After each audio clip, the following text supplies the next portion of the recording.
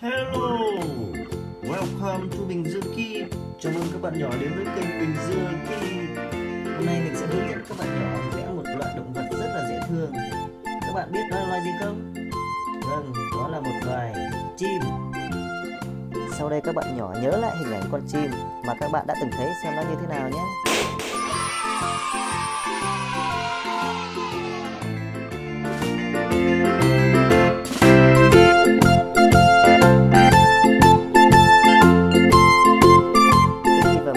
Các bạn phải chuẩn bị những thứ gì nhỉ? Here I am, how do you do? Một hộp bút chì màu này, giấy vẽ này. Vâng, sau đây chúng ta ôn lại bài cũ nhé. Màu vàng, Yellow.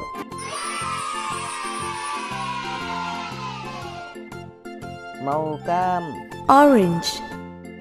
Orange.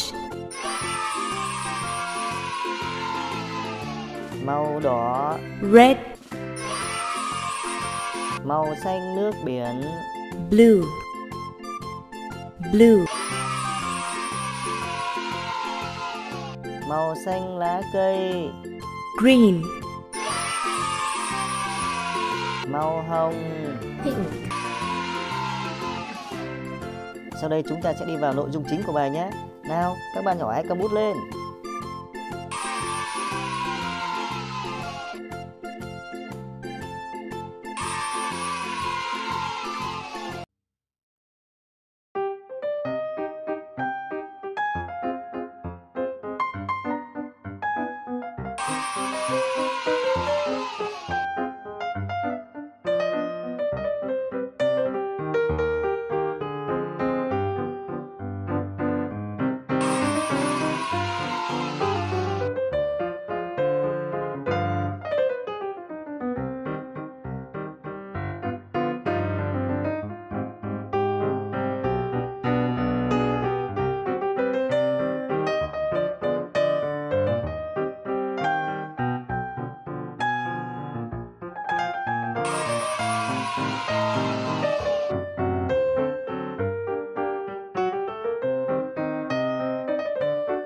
Sau khi đã vẽ xong hình rồi, chúng ta phải làm gì nhỉ? Chúng ta phải tô màu.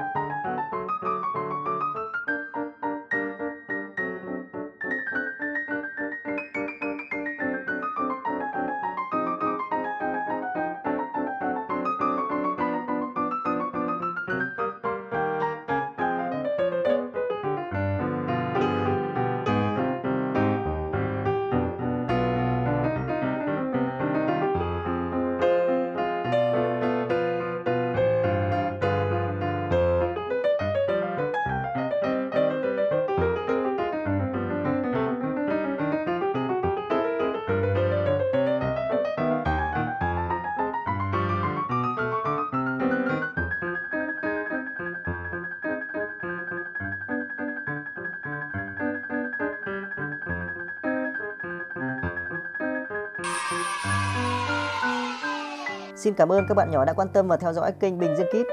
Các bạn nhỏ nếu thích thú thì hãy đăng ký kênh của mình nhé.